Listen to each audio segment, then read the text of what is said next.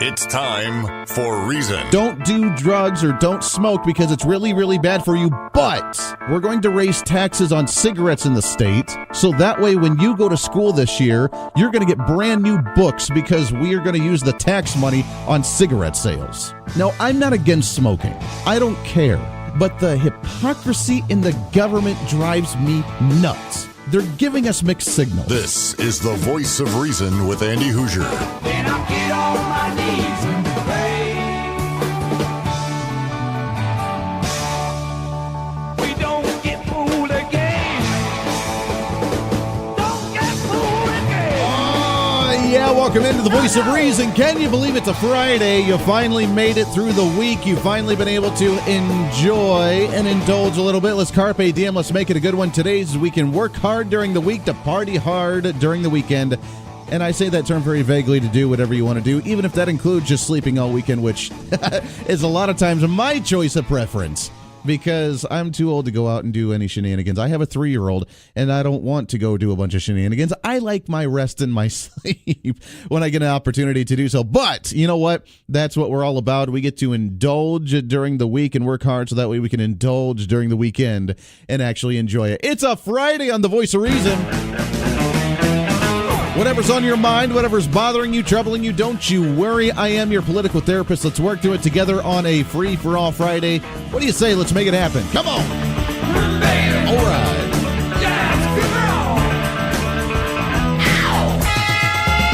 316-721-8255, 316-721-TALK. If you want to join in, you can always shoot me a message all over social media. The Voice of Reason Facebook page, KQAM Facebook page, the Twitter at Hoosier Reason, the email Andy at KQAMradio.com. Whatever you want to do, you're more than welcome to do so. Broadcasting from the heart of the nation, right here in Wichita, Kansas on KQAM, 1480 on the AM side, 102.5 on the FM side, along with KGPT TV, channel 2610. Good Friday morning. It is an open line to you, whatever you want to talk about, and we have a caller that's waited very, very patiently, and let's jump right into it. Caller number 1 on the line here.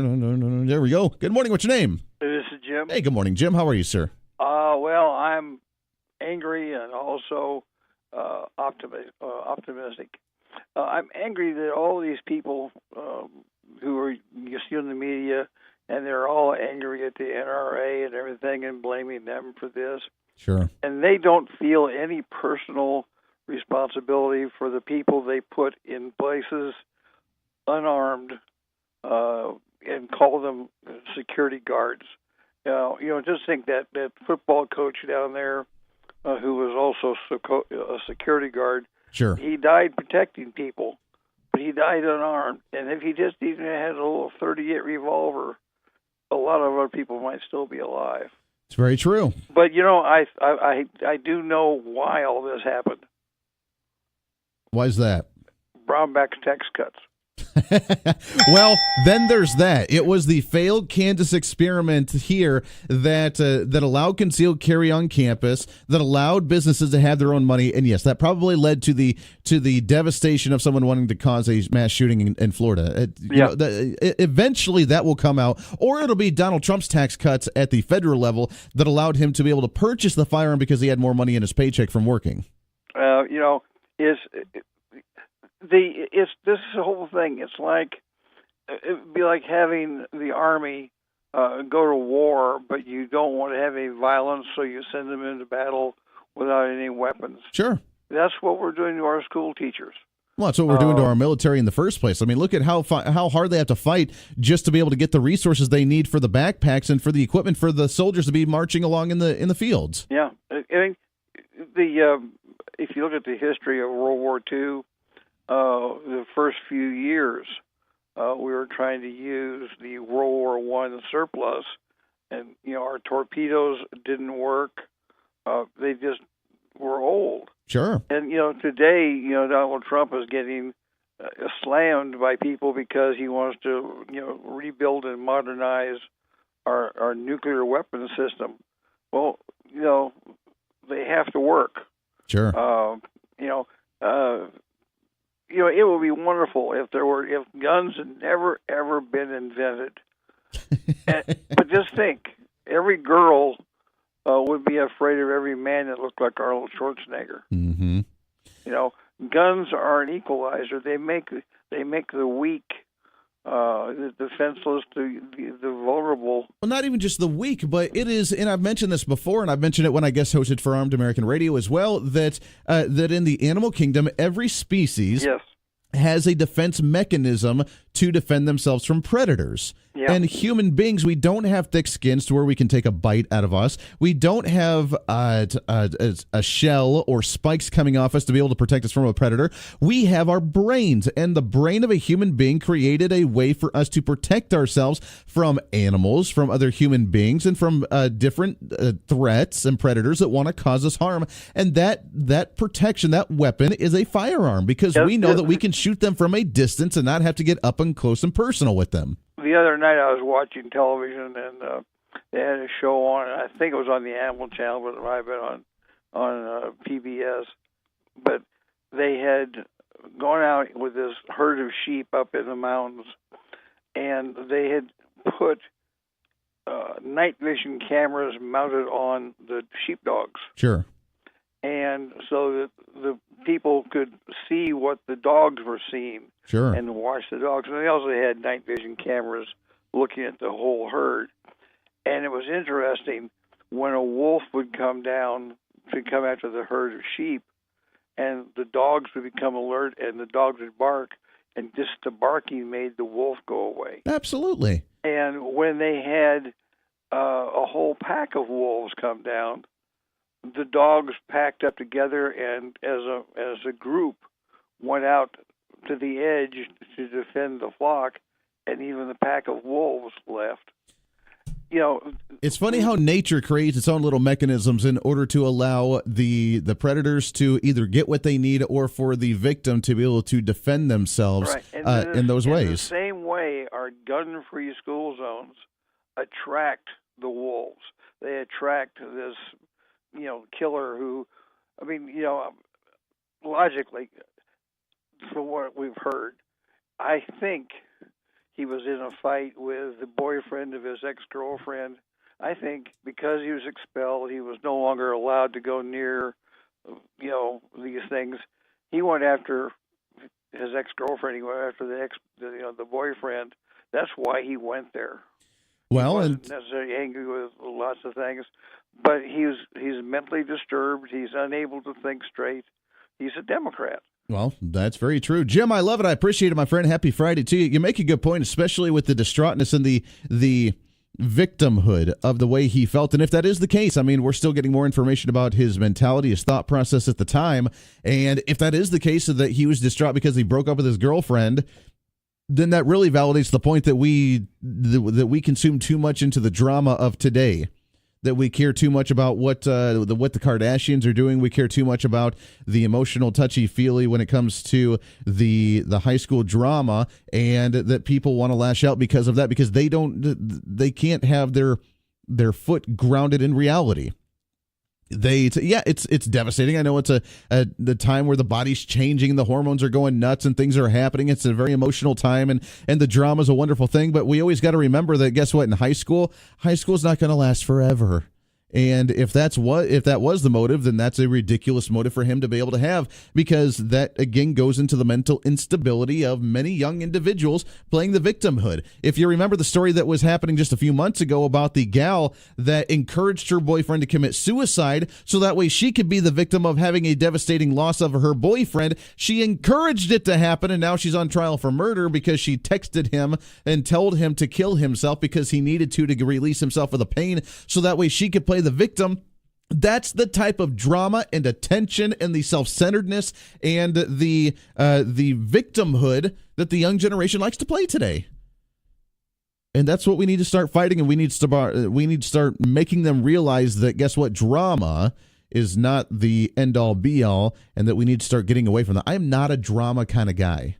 And if you notice, even when we talk about politics, I'm not a drama kind of guy about, well, he said, she said, and he said this, which is ridiculous, and she said this, which is ridiculous, unless it's policy related.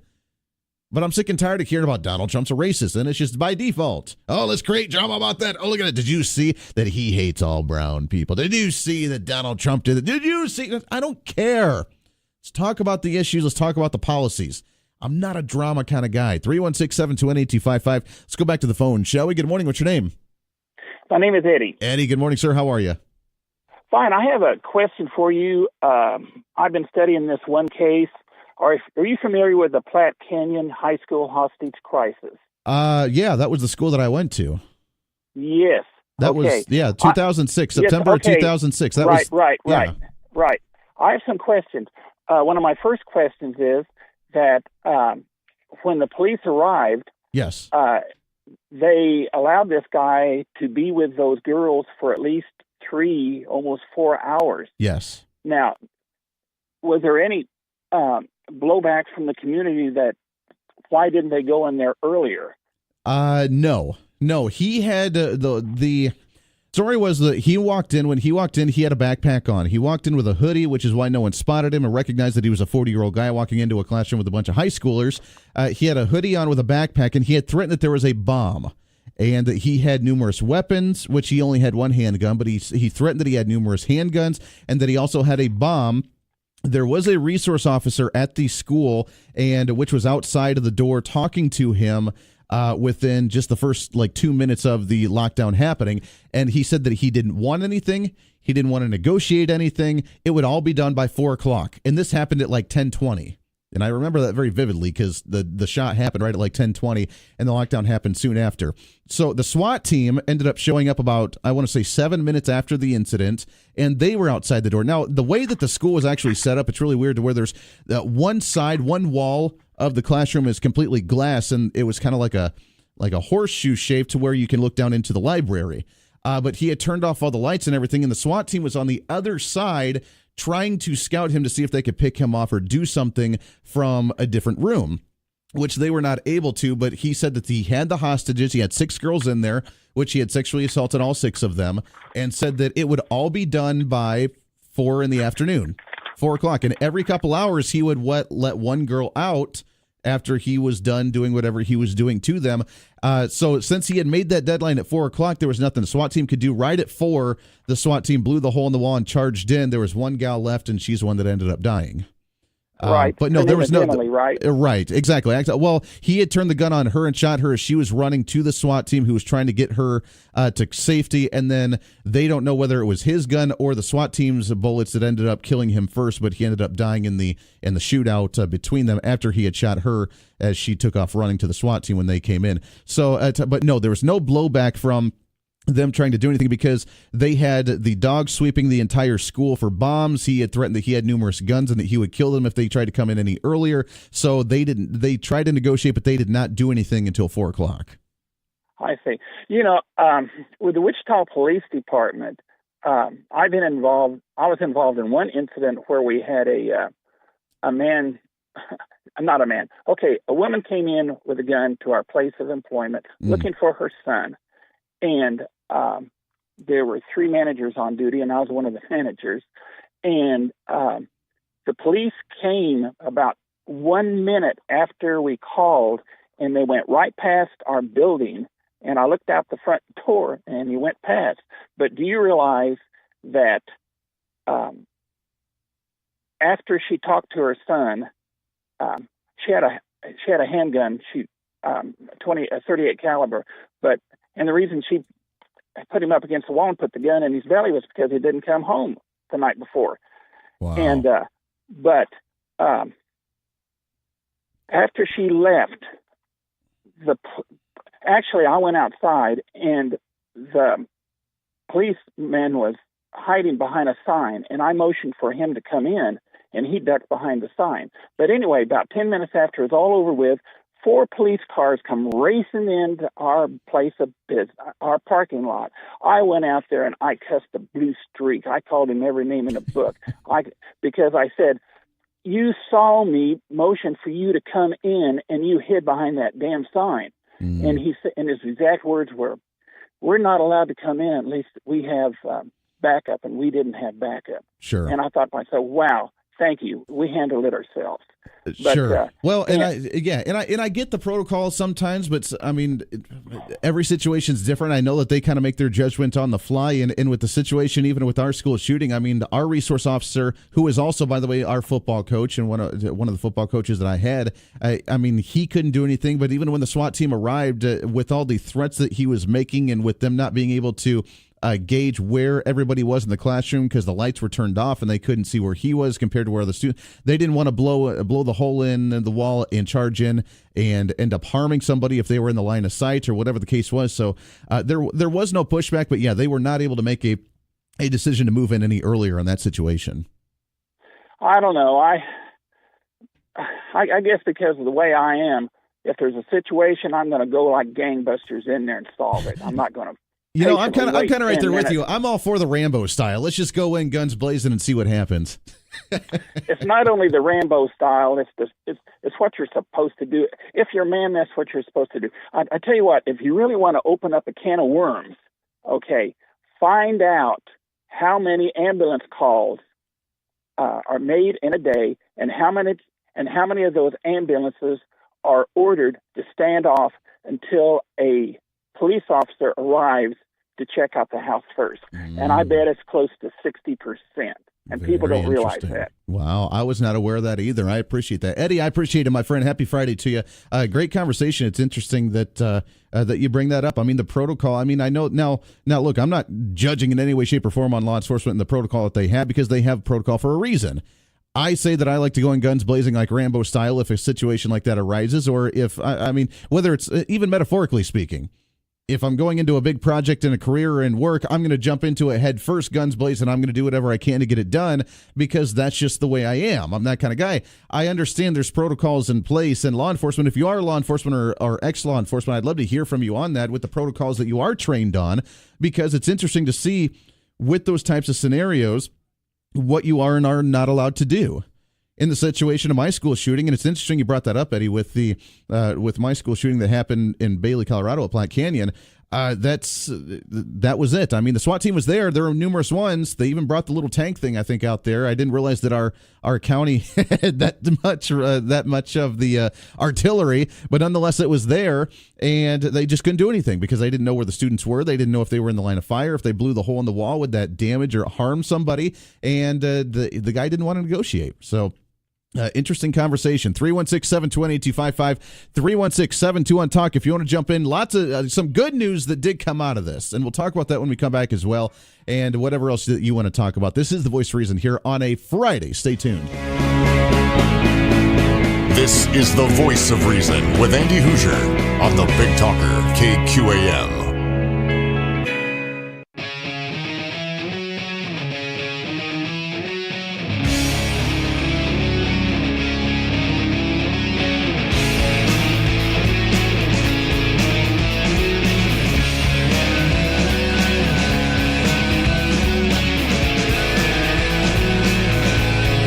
Welcome back into The Voice of Reason. Show's going by way too fast today, but I love all the phone calls. Appreciate it very much. 316-721-8255, 316-721-TALK, broadcasting across the entire South Central Kansas area with the Big Talker KQAM, along with KGPT TV, channel 2610. Welcome aboard. Bottom of the hour news coming up. When we come back, we'll take more of your phone calls. I also want to talk about some good news, I guess, that's come out of this, if you want to look at it that way, the silver lining. Us moving our agenda forward, being able to actually advance the right type of agenda, being able to have the right type of discussion, and actually seeing that into fruition from the federal level. So we'll talk about that. Also, being that it's your show, and it's about you, not about me, I'm just relaying the information. I've had, over the last couple of days, numerous individuals email me the letters that they have sent to their congressmen and women, and what they've said, their thoughts, and them reaching out to their elected officials. So we'll read some of those emails and read some of the letters that they've sent, because I think it's really, really important. Plus, Kelly Arnold, state Republican chair in the state of Kansas, is going to join us at 7:45, talking about the state Republican convention beginning today. Kind of exciting news there as well. Bottom of the hour news coming up. This is The Voice of Reason. Stay tuned. Don't make that face of a movie, please. Don't make a sideshow of yourself.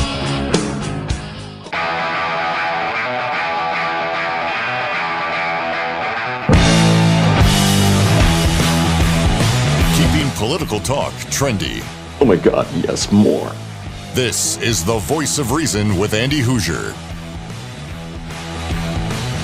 Welcome back into the Voice of Reason. Can you believe it's a Friday? It's great to have you along today. Right here on the Big Talker KQAM, along with KGPT TV, channel 2610. Welcome aboard. Good morning to you. It's a free-for-all Friday. Whatever's on your mind. Coming up in about 10 minutes or so, we'll talk with Kelly Arnold, the state chair of the Republican Party, talking about the state convention. Also at 8 o'clock, gubernatorial candidate, also Secretary of State Kris Kobach will be joining us. Really excited for him to join as well. It's been a while since we've chatted with him, and the first time for him to talk about the governor's race on the air with us. Speaking of, if you haven't, if you keep forgetting, or if you haven't heard yet, we will be covering the first Republican gubernatorial debate tomorrow. It's going to be fun. TV coverage begins at 6 o'clock. Radio coverage begins at 7. The debate starts at 7:30. And we're going to have all your coverage here on KQAM across the entire Mid-America Network, along with KGPT and a few other TV markets as well. So, again, TV coverage begins at 6. Radio coverage begins at 7. The debate itself starts at 7:30. Myself, along with Bob Weeks, Wichita Liberty TV, will be covering the pre- and post-debate coverage for both radio and TV. So really excited for that. We do want to thank our radio sponsors for making that broadcast possible, which is Davis Liquor Outlet, Riverside Cafe, Kent and Roxy's Spectacle Shop, Phil's Coins at Croft Lumber of Heston, and Heartland Avionics. So really excited for those. Appreciate those guys partnering up with us on that event. 721-8255, 721-TALK if you want to join in, and you can chime in, whatever's on your mind today. I do have to say real quick, though, that the positive, I don't want to say the good news out of the situation with the shooting, because that's not the case, but the momentum of the positive opportunity in the fact that during any school shooting under Barack Obama, what happened? The first discussion right out of the bat from the president of the United States was about gun control, that we need to have common sense gun control. And that's the usual talking point. Common sense gun control. We need to talk about common sense gun discussions. We don't need the assault rifle. We don't need the AR-15. We don't need that. And anybody that has them either has an ego or has bad intentions to use that, because you don't need that kind of thing, which is completely and totally absurd. And that doesn't need to be the discussion. Did you hear President Donald Trump yesterday? Not a single word about gun control. Not a single word about wanting to ban guns. Not a single word about wanting to open the discussion about the AR-15 or the assault rifles or any of that. No, it was the thoughts and prayers with the family. The nation's behind you. We understand. We need to look at mental illnesses. We need to look at this. We need to look at that. When not a single word about gun control came out of the president's mouth. And isn't that a little refreshing to hear? Isn't that just a little refreshing to hear, the fact that the president that's always advocated for the way to, well, it's not going to actually fix anything, but it's going to sound really nice for the people to embrace it? The fact that he did not talk about gun control. And he's getting attacked for it, of course. The story here is, President Trump supports new bill giving nationwide right to concealed carry weapons, met with anger in anti-gun groups. And then, of course, president makes no remarks about gun control after mass shooting with an assault rifle. It's a terrible ordeal, right? And that's where we're at now. The fact that they are upset that he did not mention gun control after a mass shooting, and the fact that now he's still talking about the National Reciprocity Bill and encouraging Congress to pass the National Reciprocity, and how dare he talk about something like that at the time of a mass shooting. Still advancing the Second Amendment, still advancing our right to carry and protect ourselves, because we understand the fact that we can actually protect ourselves more so with a gun in our hand as opposed to the police officer coming to do the autopsy after it's all done. 721-8255. Let's got some phone calls lining up, and let's go to them, shall we? Good morning. What's your name?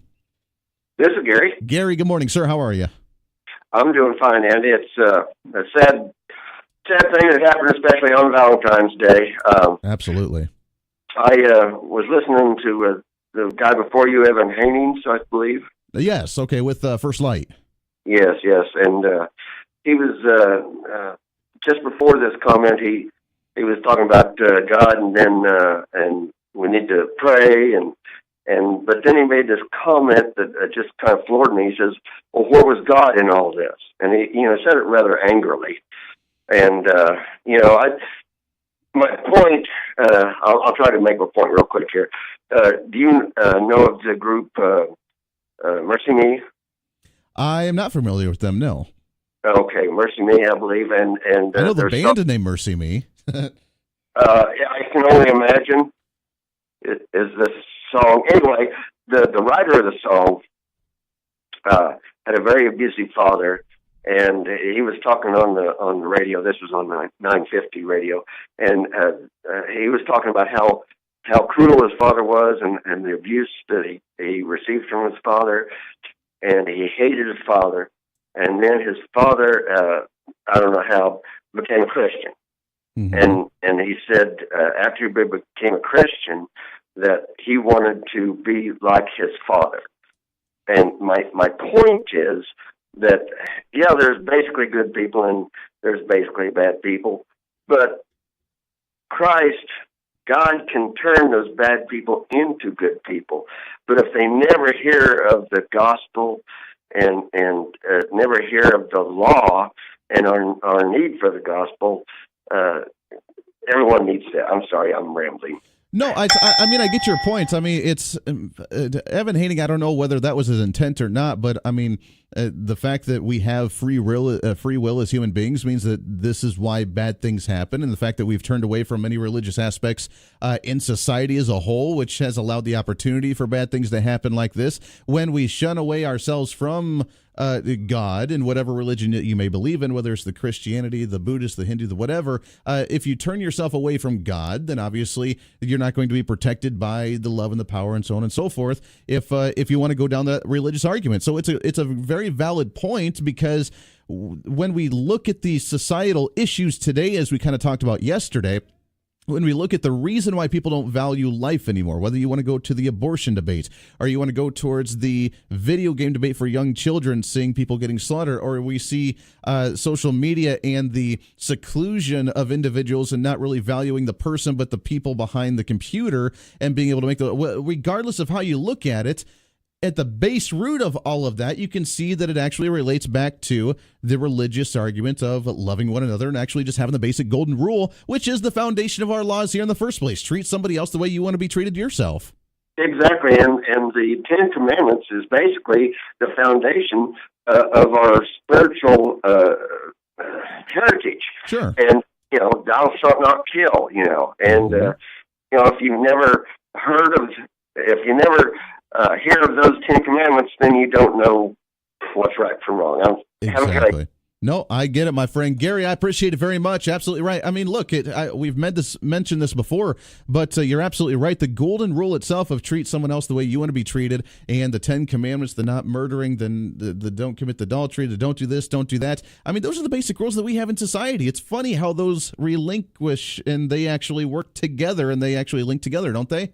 I mean, I mentioned before that I don't like to use the religious argument in a political debate because people who are non-religious, it just goes out the window to them. It goes over their head. They don't get it. They just dismiss you. They ignore you, and they don't look at you in any way, shape, or form because how dare you just trying to impose your religion on them. If you use the rule of law in the constitutional argument, then you can argue with them substantially with the Constitution, with documents that we actually have in our hands that we actually abide by as a society. And uniquely, those same laws that we actually have with the rule of law coincide with what we do on the religious grounds as well, because the founders were very religious themselves. So the laws that we implemented as a nation under the rule of law, holding people accountable, having a justice system, having a limited government to be able to allow the people to have free will and do what they will, is the same laws that religion teaches us. It's funny how that works, isn't it? And then you get the best of both worlds, arguing at the same time your religious argument, but at the same time doing it in a way that they can relate to if they're not religious in any way, shape, or form. 721-825-5721. Let's take another phone call, and then we'll take a break and get with Kelly Arnold here in just a few minutes. Good morning. What's your name? This is Richard. Richard, what's going on, sir? I got 2 points and a challenge for you. Okay. Every law on the books in the United States can be converted back to the 10 Commandments if you convert them back. So with that said, move on. I don't believe that the sheriff down there in Florida ever mentioned anything about gun control and all of his stuff. It just kind of left all that, which is a good thing. And my challenge to you and all you other news people is I get tired of hearing this guy's name. He killed 17 people and wounded I don't know how many others, mention their name and accuse killer and leave his name out of the deal. They need the spotlight, not him. Sure. So, every time there's a crisis, and then you get copycats that come in because they want their name out in the open, and that's been proven. Sure. And to me, you don't mention his name; you mention the dead, the wounded.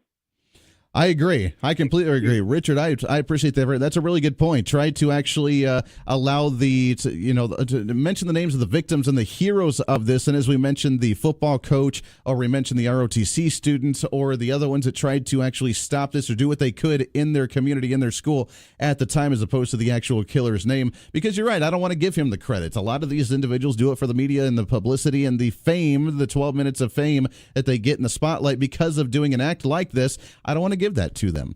I want to address the issue here as opposed to giving them credit for what they've done and for mentioning them by name. So you're absolutely right. I appreciate that very much, Richard. Got to take a break. When we come back, Kelly Arnold, state Republican chair in the state of Kansas, getting ready for the Republican convention coming up starting this afternoon. Really excited to chat with him. This is The Voice of Reason. Stay tuned. The Voice of Reason with Andy Hoosier.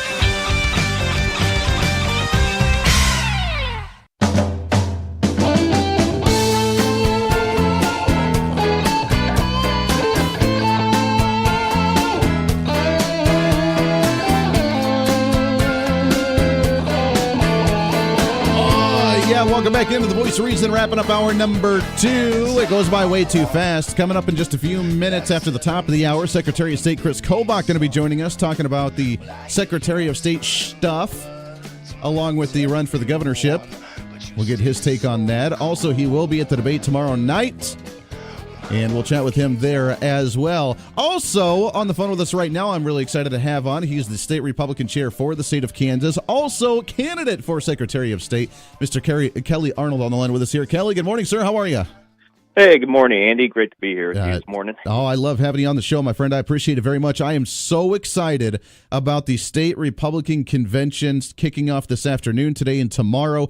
This kind of stuff is almost like CPAC at the D.C. level, to where if you want to refuel your political tanks, if you want to talk to the candidates, if you want to hear the speeches, if you want to be engaged, there's no better place to do that than at the state convention. Yes, and we have a great weekend planned out for everybody. Going to have a lot of fun. It's just kind of what you said.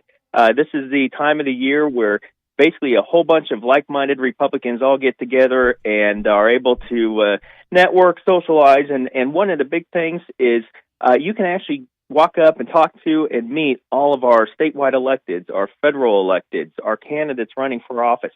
Ask them questions, give them your thoughts on what you think. And so it's a great opportunity for everybody. Absolutely. They can get there starting today. And I know that, as you mentioned, they all have their different rooms that they can go to at the Hyatt Regency, the different conference rooms, and they can meet the candidates. They can have a little speech, but they also have, and we talked with Mark Kars a couple of days ago about this as well, but to the lunchtime dinners and lunches to where you can actually have some classes on ways to be actively engaged in your community, correct?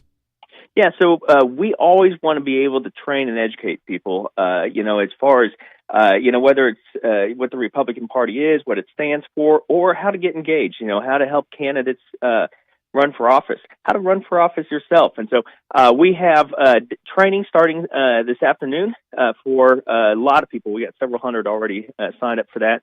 And then this evening, we have all the receptions. A lot of your statewide candidates, a lot of your candidates for governor. Tonight we have a really special guest coming in, Kentucky Governor Matt Bevin.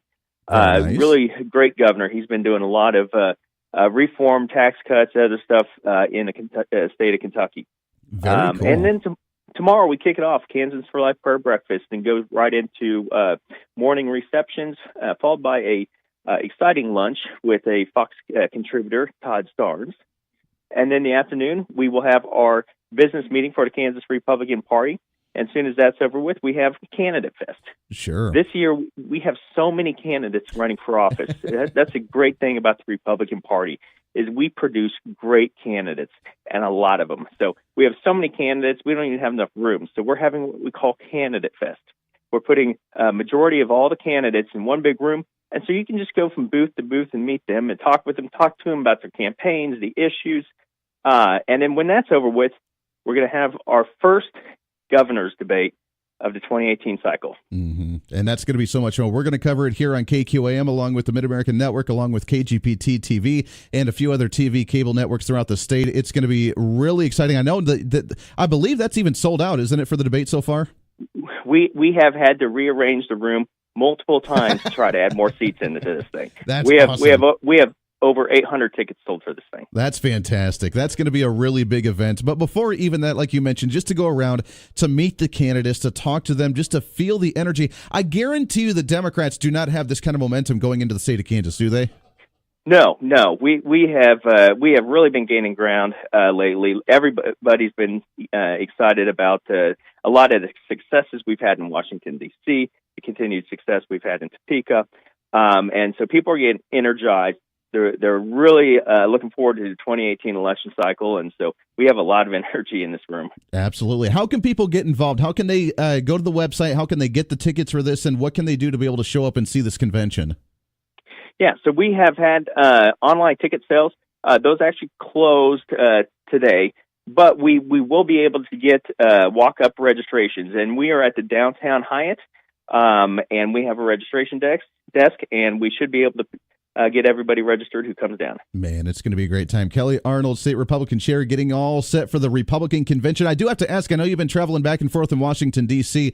We got a couple minutes left here, but talk about, I know you were there for the swearing in of Governor Brown back into the ambassadorship, and the way that just the Kansas Republicans have been involved with the federal level, with the White House. How things going so far?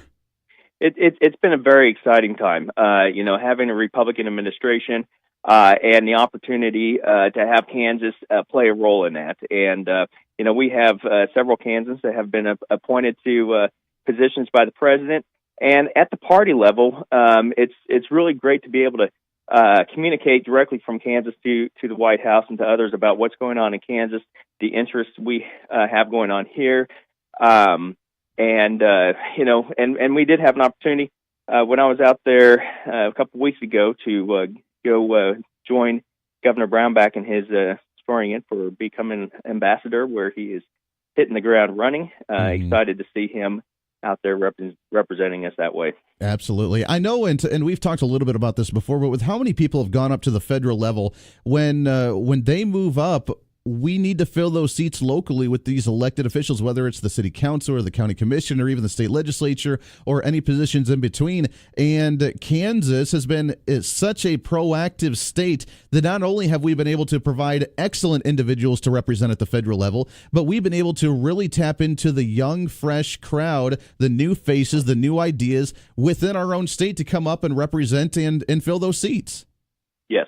When I became chairman of the Kansas Republican Party, my very first thing was, we need to continue to build the farm team. We need to continue to build our bench and educate. We have several programs that we have put together to help do that. And so we have a really good, solid bench of people. So when a vacancy opens up, we have people right there we can put them in. And they're trained, they're educated. They are ready to go, hitting the ground running. So that has actually been a part of our plan that we've been working on for years here. Well, and I think the Democrats need to try and take a look at that example too, or else they're going to just go back to trying to make the Kennedys represent them again or something, because they have no new blood. They don't know how to get new people to represent as of us, even though we're titled to be the party of the old white guy. We have so many new individuals with the new faces, the new voices. I'm really excited. Kelly Arnold, State Republican Chair, the convention beginning today. So many great things happening. I appreciate you jumping on with us for a couple of minutes. We'll look forward to seeing you out there. Sounds great. We'll talk to you later. Hey, great times there. That's Kelly Arnold with the State Republican Chair. I am so excited about this convention. I may be there this afternoon. If I can get out there in time, I will be out there tomorrow, especially for the Candidate Fest. You don't want to miss that. All the candidates throughout the state of Kansas showing up right there in one location to meet you.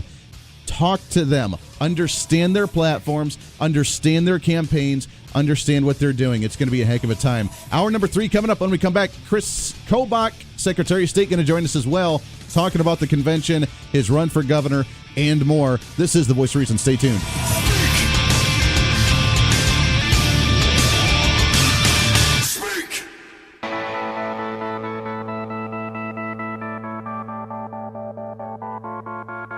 It's time for Reason. Don't do drugs or don't smoke because it's really, really bad for you, but we're going to raise taxes on cigarettes in the state, so that way when you go to school this year, you're going to get brand new books because we are going to use the tax money on cigarette sales. Now, I'm not against smoking. I don't care, but the hypocrisy in the government drives me nuts. They're giving us mixed signals. This is The Voice of Reason with Andy Hoosier. Then I get on my knees and pray. We don't get fooled again. Don't get fooled again. Yeah, welcome into The Voice of Reason, hour number 3. And The Voice of Reason right here on the Big Talker, 1480 on the AM side, 102.5 on the FM side, KQAM, along with KGPT TV, channel 2610. Welcome aboard, whether you're watching the TV, whether you're listening to the radio. Great to have you along today. It is a Friday. As we do every single Friday, it's up to you. Whatever's on your mind, political, non-political, something we've touched on, not touched on. It's a free-for-all Friday. Let's make it happen. What do you say? Come on. All right. 721-8255, 721-TALK. If you want to join into the program, you're more than welcome to do so. Shoot me a message all over social media, Facebook, Twitter, email. It doesn't matter. You can just give me a call on the air and talk about what bothers you. As you know, we've been talking about, for the last couple days, the state Republican convention that's kicking off this afternoon, going today and tomorrow. The first Republican gubernatorial debate is going to be tomorrow at 7:30. We'll be broadcasting that here on KQAM airwaves, along with the Mid-America Network and KGPT TV as well. The coverage for TV starts at 6. The radio coverage starts at 7. And we'll have all of your information for the pre- and post-debate coverage right here. I'll be hosting it along with Bob Weeks of Wichita Liberty TV. So really excited to be able to do that. One candidate that is going to be there, he's also currently Secretary of State. Mr. Kris Kobach is currently on the line with us. Kris, how are you, my friend? Great to be, Andy. Hey, it's great to be with you. I appreciate you coming on the show. And so many things are happening from your line. Before we get into the debate or from the campaign or anything, let's talk about some of the Secretary of State issues. And you get blocked every step of the way, no matter what way you try to turn, no matter what you try to do for the state. The legal system, the judicial leftist activists, do whatever they can to try and block you. How are things going so far with the voter cases you've been working on? Well, as many listeners may know, Kansas in 2011 passed a bill that I drafted that gave us photo ID and proof of citizenship. And the ACLU almost immediately locked into legal battle with us. And we have a case that's been going on for 5 years where they are trying to stop our proof of citizenship law. And on this law, Kansas is really, overall, we now have the strongest election laws, the strongest protections against voter fraud of any state in America. And I don't think anyone who follows this issue would quibble with that.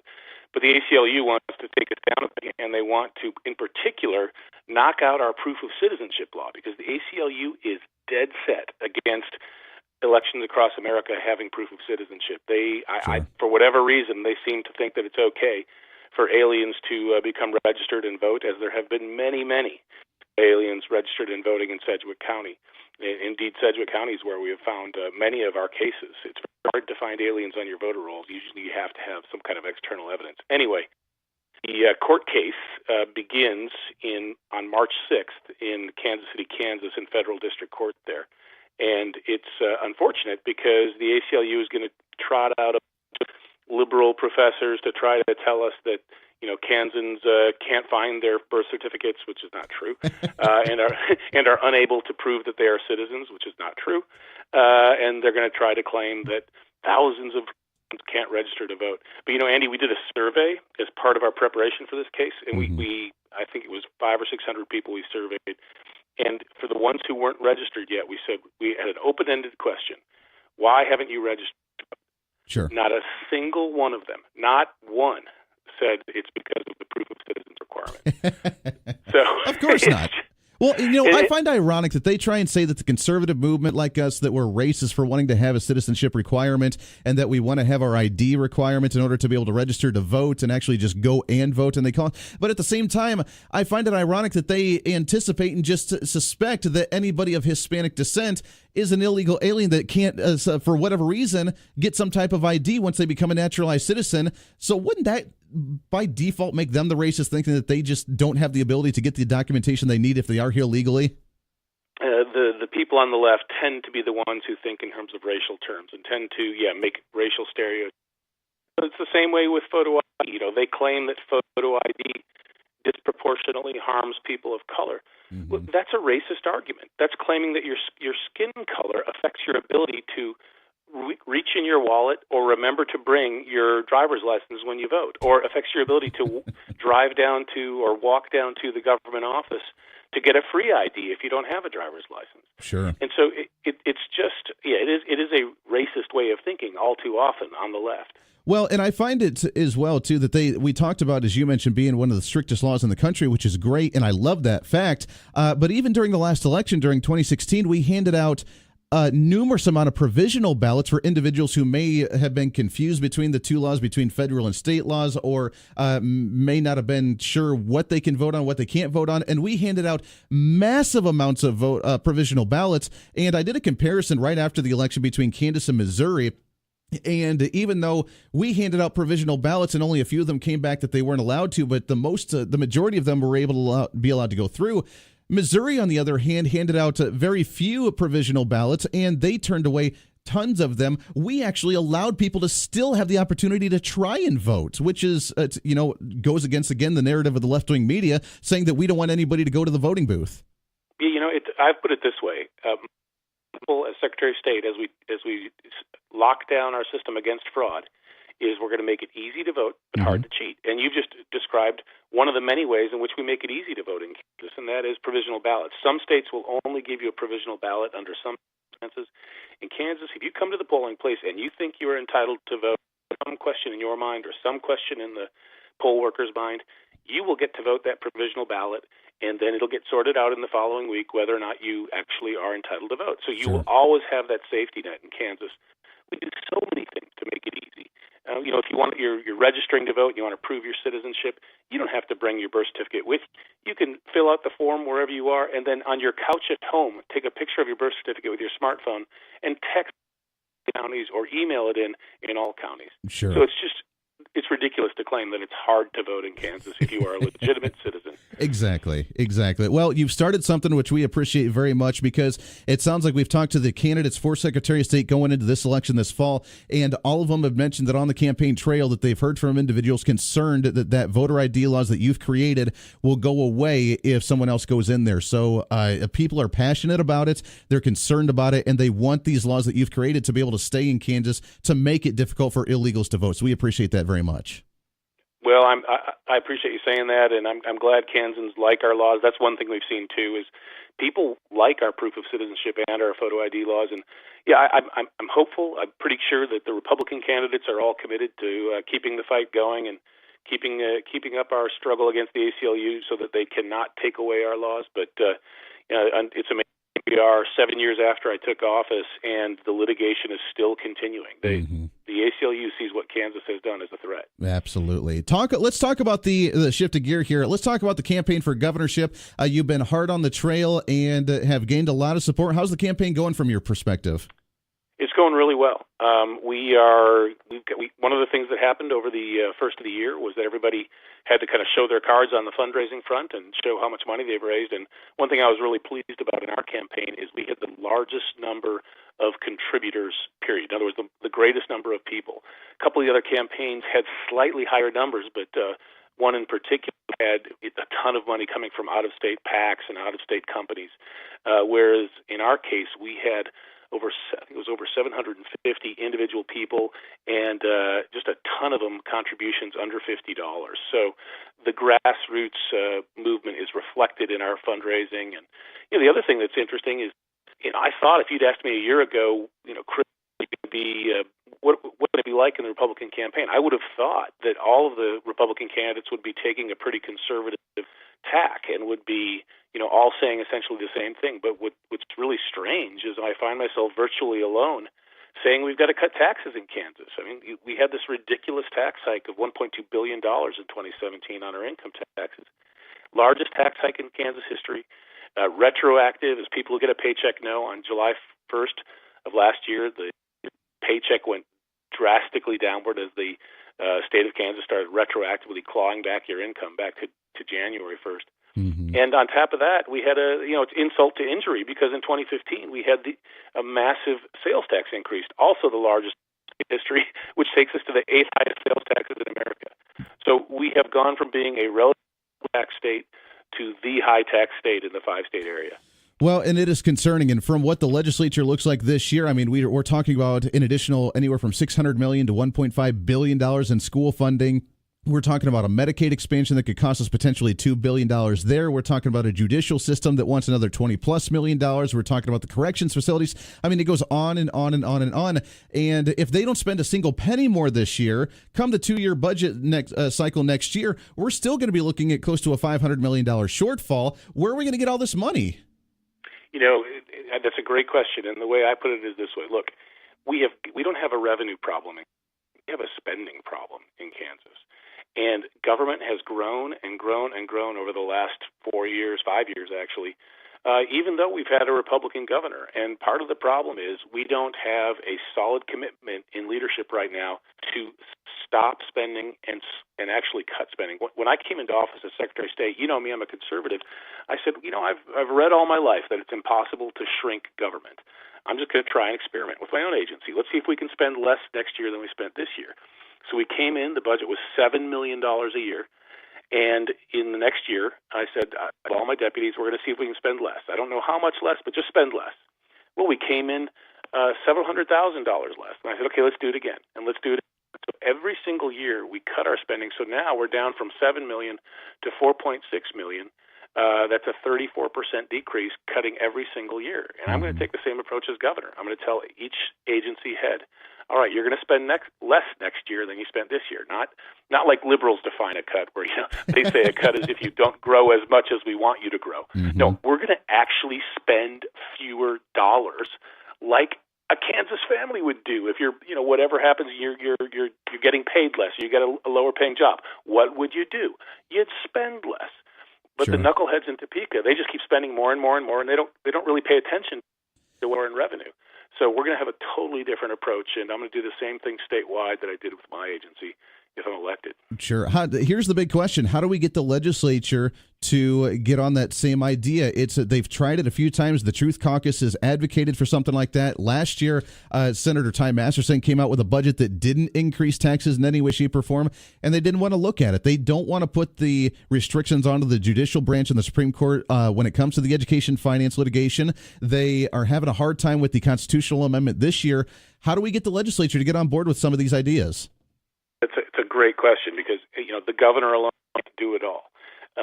Well, first of all, as a practical matter right now, people who are listening and who share my conservative views of the world and how we should be governing Kansas, we need to look at the upcoming elections, make sure you get conservative state representatives and state senators in representing you. If we don't have that, it's going to be a much harder task ahead to try to cut taxes. Mm-hmm. But beyond that, let's assume that we don't have a more conservative legislature, and I have to deal with essentially the same legislature we've got in right now. One of the things I'm going to do is the executive has the authority to spend dollars. In other words, if the legislature gives an agency $100 million, I as governor can say, I don't care what they gave you, we are going to spend $80. You're going to cut your spending by 15%, and then we'll tell the legislature at the end of the year, here's $15 million. We'd like you to return it to the people of Kansas. What do you do with it? Sure. So that's one approach, is we'll just not spend the money the legislature appropriates to us. Well, tell the legislature, demand publicly that the legislature give it back to the people. Absolutely. Do you think that we're going to be able to see a constitutional amendment come through the legislature this year trying to put restrictions onto the Supreme Court? I sure hope so. And you're really hitting all the important points, because one of the drivers of increased spending, certainly not the sole driver, but one of them has been the Supreme Court of Kansas lawlessly forcing or trying to force the legislature to spend more money. The court doesn't have the authority to appropriate a single dollar. And that goes all back to the American Revolution. What was the principle that the Founding Fathers were most driven by, most animated by? Well, if we think back to our history, it was no taxation without representation. The idea that you can't take money out of the citizen's pocketbook unless his representatives have said so. Well, we in Kansas are living under the equivalent of King George's regime, where we have no representation in this massive amount of money that the Supreme Court, these unelected judges, are telling us must be spent. And then, of course, the legislature follows the demand that the money must be spent by hiking our taxes. And so we have got to return back to this basic Republican principle that only the representatives of the people decide how much is spent. And so that's a long way of answering your short question.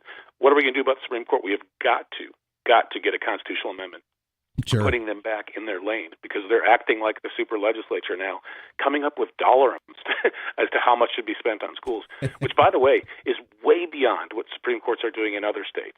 The ACLU and there are liberals in every state who would love to see their Supreme Courts, go off the rails like Kansas has. Mm-hmm. But, fortunately for them, they have not seen their Supreme Court seize the reins of the purse and try to take over spending powers in education. So it's probably going to take a constitutional amendment to solve this problem once and for all. Well, hopefully we can get that through. We're talking with Secretary of State Kris Kobach. We got just a couple minutes left here, but how can people first off reach out to you for the campaign if they want to help out? And then we'll talk about the convention coming up as well. But how can people reach out to you, websites, or for your campaign to help out if they'd like to do so? Sure.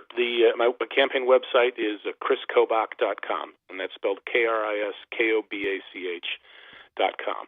And we do have a great group of people from the Sedgwick County area and the surrounding counties who are helping out in the campaign. And I really would encourage people who are politically engaged and want to get involved, just go to the website, and then you can click on the links to get involved and join the team. If people want to just have a bumper sticker on their car, go to the website, ask for a bumper sticker, whatever. We just would love to have your support because, Kansas is a state of conservative people, me, like you, but unfortunately we have in Topeka leadership that is not acting conservative at all. Sure. We've got to return to first principles, and that's what my campaign's all about. Sure. And the state convention coming up starting today and tomorrow. The debate's going to be tomorrow evening. What's your schedule look like? Are you going to be at the convention the whole time in case people want to meet you? Yeah, so I will be driving down shortly, down to Wichita, and we'll be at a reception. People can come to a reception. Anybody can come to it. It's open to the public at 6 p.m. tonight in the Hyatt down by the convention area. And my campaign will be having you can come meet me, come get involved if you want. It'll be from 6 to 8 o'clock, I believe, and that's tonight. And then tomorrow, all day long, is the actual convention activity. The state party committee will be voting on various matters. And then tomorrow evening, 7:30 is, of course, the debate. I'm really looking forward to that. I'm so glad you guys are covering it on KQAM. It's going to be fun. I mean, I enjoy debating. I enjoy talking about issues, and I'm going to enjoy seeing what my opponents think. Sure, absolutely. Well, we're really excited to be able to cover it and get you on there as well. We'll talk to you before and after the debate, hopefully, as well. See you guys out there. Thanks for coming on, Secretary of State Kris Kobach. We got to get you back on the show before the primaries again. Good luck to you, my friend. We'll talk soon. All right, take care. Hey, always a pleasure there. That's Secretary of State Kris Kobach. We'll take a break. We'll get your thoughts and calls when we come back on a Free for All Friday. This is The Voice of Reason. Stay here. You're listening to The Voice of Reason with Andy Hoosier.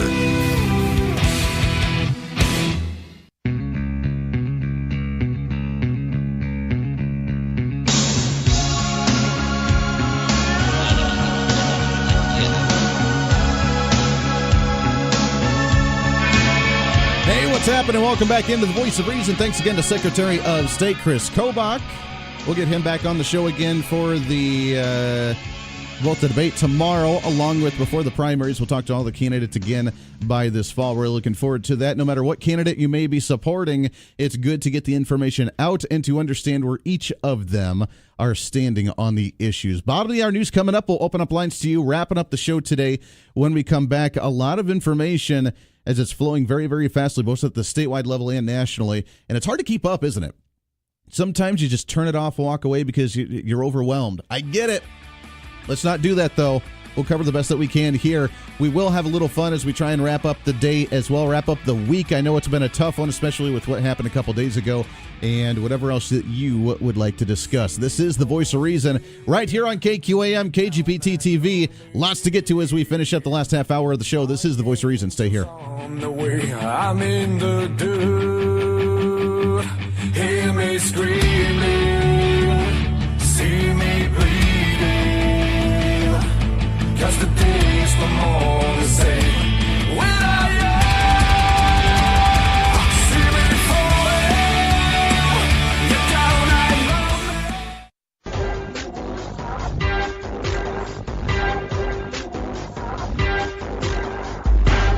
and spreading the love on a daily basis. And I will always love you. This is the Voice of Reason with Andy Hoosier. Oh, yeah. There we go. I hope you enjoyed my singing voice right there. That's beautiful. Beautiful, right? Welcome back into the Voice of Reason. Wrapping up the show today, broadcasting from the center of the nation right here in Wichita, Kansas on KQAM, the Big Talker, along with KGPT TV. Great to have you along today on a Friday. It's a free-for-all Friday. Appreciate you hanging out with us, starting your day off the right way. That's what it's all about. 721-8255-721-TALK if you want to join in, and let's jump right to the phone, shall we? Good morning. What's your name? It's Wallace. Wallace, good morning, sir. How you doing?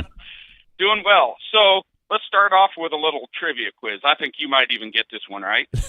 Okay. What ends more human life in this country? Guns, altogether, every year, what takes more human life?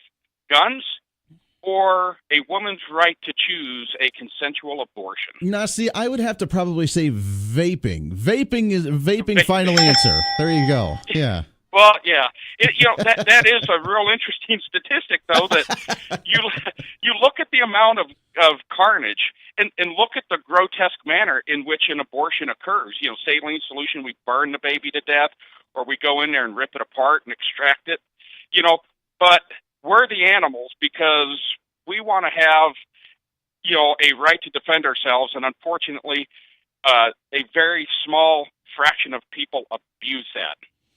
Yet we're the animals. So the other thing, I wanted to share a discussion I had with a guy, and it was one of these things where he's a gun grabber. We talked about the Second Amendment, and he just rolls his eyes and he goes, that only pertains to muskets. That's all they had back then. Sure. And if you want a musket, fine, you can have a musket. And I looked at him and I was like, well, if you're going to drag my Second Amendment right back to the 1700s, I'm dragging your First Amendment right, the rest of your constitutional rights back then. So you don't have LGBTQ rights. You don't have a right to an abortion. You don't have the right to free speech because we didn't have computers and cell phones and all the things that we have now, televisions, cable TV. You don't have those rights now. And he just looked at me and had not a single answer. So next time, when these people come out and they want to badger you and say, well, you should only have a musket. Well, what was that printing press that they had back then? Yeah, why don't you get one of those? Yeah, and that's the only thing. That's the only type of speech you have. Nothing else. You don't get it. But what's the other thing that just bugs me is when you put all this stuff in perspective. We had 17 people die here. We had people die in Las Vegas.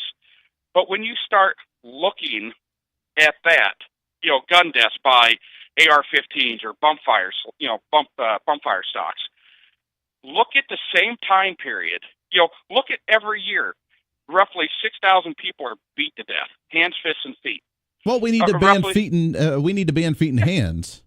Well, and knives. Look at how many people. I mean, why do you need anything big? You don't need steak. You don't need a sharp knife to cut steak. You can just get it ground up as hamburger. Then you don't need a sharp knife. Well, you're not supposed to be eating meat in the first place because that harms the environment. So you're just supposed to be eating grass and green things, right? Well, it's funny you start talking about that whole the whole vegan thing. I have some odd discussions. I got told I was a murderer because I eat meat.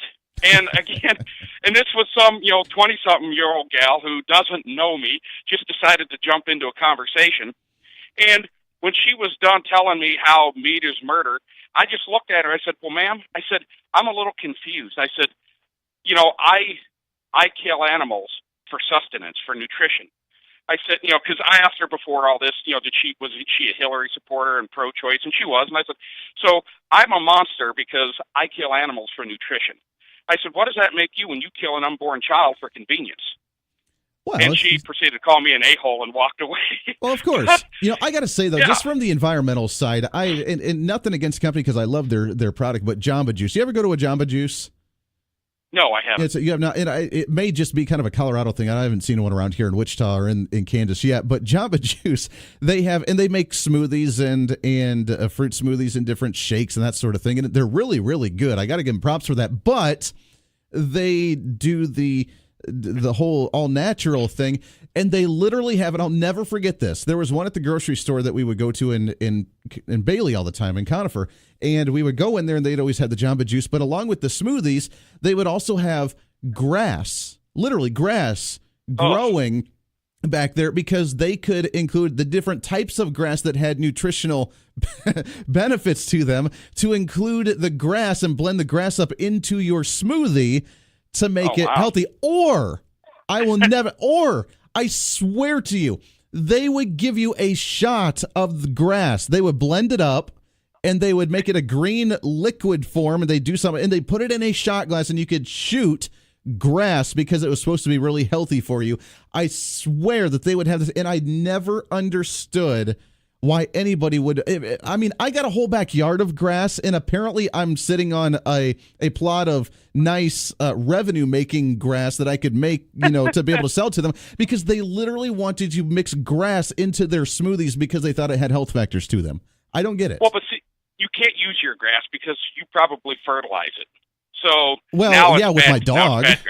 I mean, with my dog, I fertilize it. So there you go. I mean, I guess now you get the extra nutrition as well, because now you're getting extra supplement that allowed the grass to grow. That's being included into the grass, so that way you can make the smoothie, and then you'll get a really fine taste. I could call it the Brown Delight or something. I don't know.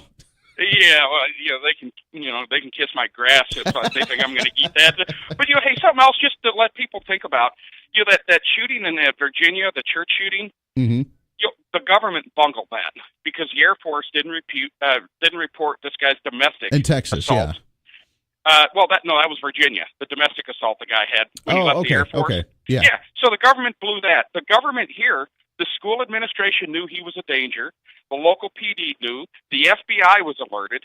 Government bungled that, and yet all these liberals want to run around and trust the government with defending us. I mean, good grief, people. You trust your children to these teachers for 8, 9, 10 hours a day. You don't trust. I mean, if a teacher wanted to go off the rails, they could walk in the classroom with a gun and do the same thing this kid did. But by all means, let's not allow a teacher like that coach who threw his body in front of bullets to protect students. Sure.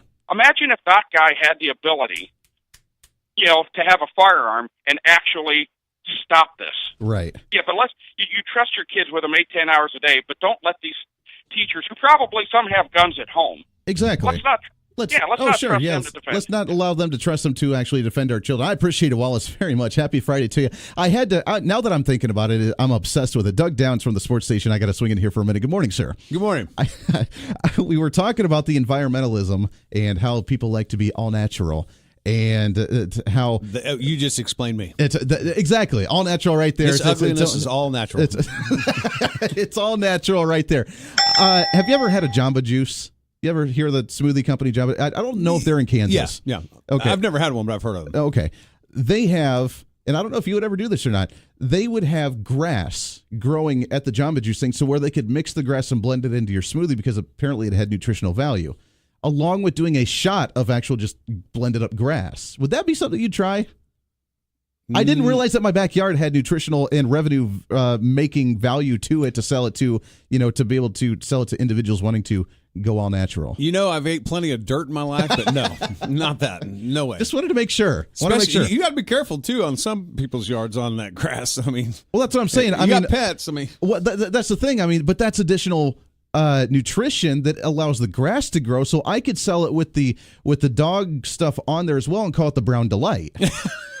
Yeah.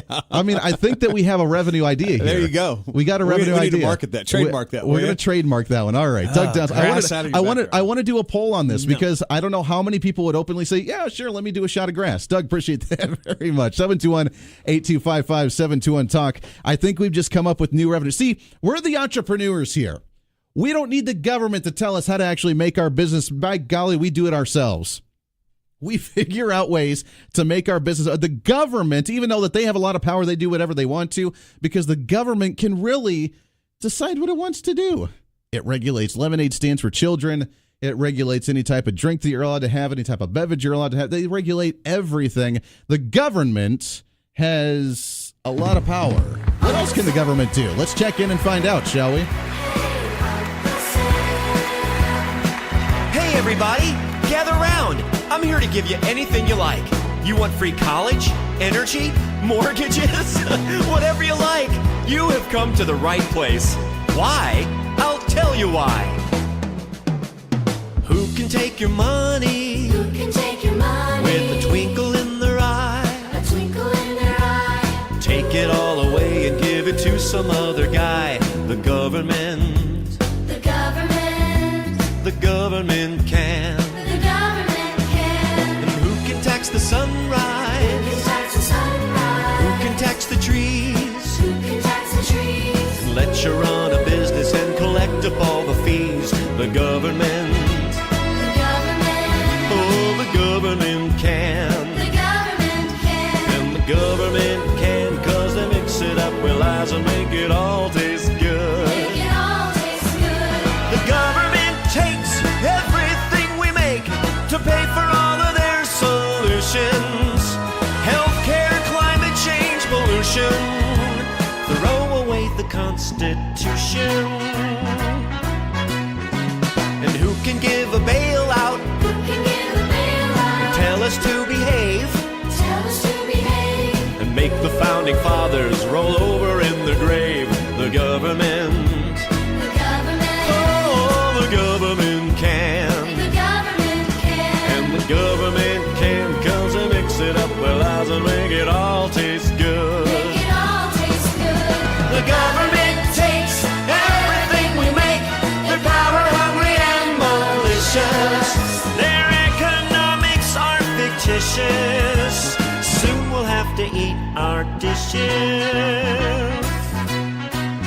Delicious. Oh, who can be a failure? Who can be a failure? In so many ways. In so many ways. And instead of getting fired, hey, we'll give ourselves a raise. The government. The government. Oh, the government can. The government can. And the government can, 'cause they make it up with lies and make it all taste good. Make it all taste good. And your Uncle Sam can, 'cause he mixes it with lies and makes it all taste good. Makes it all taste good.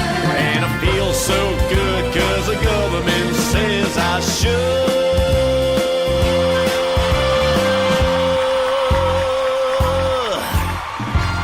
There it is. Thank you very much. The government can do pretty much whatever they want to do because, well, apparently they have the opportunity to do so. This is The Voice of Reason. Stay here. The Voice of Reason with Andy Hoosier on the Big Talker, KQAM.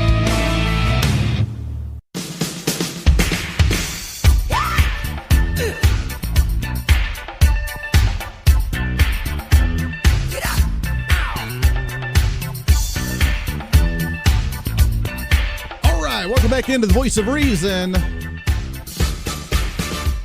721-8255-721-TALK. If you want to join in, wrapping up the show today. I cannot believe it. The show's gone already. It's 3 hours done. It's over.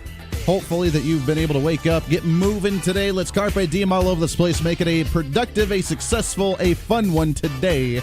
on a Friday. This portion of The Voice of Reason, as it always is on a Friday, brought to you by the Inman Harvest Cafe, 112 South Main Street in downtown Inman, just north of Hutchinson. I still can't get that mindset out of my head. And taking shots of grass for the nutritional value. I can't do it. Can't do it unless you want the Brown Delight. I got plenty of that in the backyard. One place where you're going to get actual delicious food that's actually substantial for you, which I've been thinking about the chicken enchiladas all day now because I'm really hungry. I love enchiladas and tacos and all that, and chicken enchiladas just sound really yummy. Inman Harvest Cafe, that's what they're making for their great Fried Chicken Friday today. You can go there for the buffet from 11 to 1, their big buffet from 5 to 8 o'clock tonight. Katie, how's those green chili chicken enchiladas moving along? They're in the works. She's got the chicken all diced up and ready to be put in the saucy stuff. I'm making the saucy stuff on the stove. I had to walk away from it because it's really loud in there, and so so they'll be totally awesome. It sounds so good. I can smell it from here already. We want to remind everyone that being the Fried Chicken Friday, of course you're going to get the fried chicken. Of course you're going to get the enchiladas. You're going to get the free slice of pie tonight from 5 to 8 o'clock. What else is on the slate for today that people can enjoy?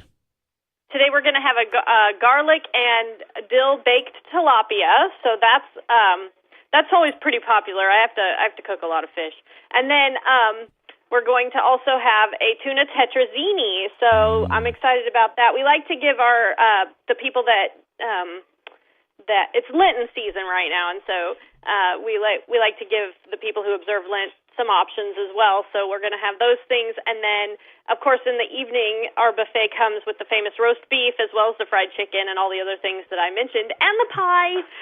Everybody always gets so excited about the pie. The pie. Well, the pie is amazing. What do you got for pie today? Yeah. Today, he's back there right now rolling out pie crust. He's going to make real fast before he leaves for the convention. Nick's going to make some a banana split pie and possibly one other pie. He likes to make mystery pie, which is kind of whatever's back there. He kind of throws it together, and then it's a surprise to everyone. Well, sometimes those are the best ones too. You get the surprise of, oh, hey, every bite's a different flavor, and they're always good, but they're all different. Exactly. So if you have one you've tried that you absolutely loved, you'll probably, it's not going to be quite the same the next time because every one of them's different. But besides those, we've got the chocolate meringue, rhubarb custard, coconut custard, coconut, and then custard. So that's two different pies. Sometimes there's the coconut custard. We don't have that today. Cherry, pecan, and lemon cream cheese. That sounds delicious. And then along with that, as you mentioned, you got the fried chicken. You have the green chili enchiladas. You got all the great goodies. It's a perfect because the temperature's dropping off a little bit today, which means now we don't get to enjoy 70-degree weather anymore. We get to enjoy 40-degree coldness, and this is a great way to go and warm up and enjoy the kickoff of the weekend. It's such a comforting type of food. Mashed potatoes, you've got gravy. I always like to mix all my food together in a big gloppy mess, and so these particular items that we're having today all mix well. You can just stir it all up on your plate. That's what it's all about. I love it. It's perfect. It's a perfect way to start off a brand new weekend at Inman Harvest Cafe, 112 South Main Street, downtown Inman. It's a fun little trip for Wichita. Be able to go up, enjoy the scenery, enjoy the beautiful food, enjoy the deliciousness it is, and then roll yourself out of there afterwards, because that's probably what happens for most individuals, right? Yes, we oftentimes people will say to us, oh, I can't eat my pie. I'm too full. I didn't know how good it was going to be, and I can't eat it. So we get them a box, and we let them take it home. And I wonder how many of those pies actually make it home. I'm curious. Yeah, they probably get in the car and be like, what kind of smells good? I'm just going to go ahead and eat it. Yeah, I could eat it now. It's all right. It's okay. It's all good. Wheelbarrows to roll out of there, sold separately. Be sure to get ready for that. That's right. Inman Harvest Cafe. Katie, we appreciate it. You guys enjoy today. We'll talk to you again next Friday. All right, thanks. We'll talk to you then. Always a great time there. That's the Inman Harvest Cafe, proud sponsor of The Voice of Reason. We appreciate that very much. Just a reminder, one more time, go to the Republican Convention. Check out the debate coverage this weekend. It's going to be a lot of fun. This is your show. It's time to speak up, speak out, speak loud, speak proud, speak the truth, and always speak some reason. This is The Voice of Reason. Have a wonderful weekend, everybody.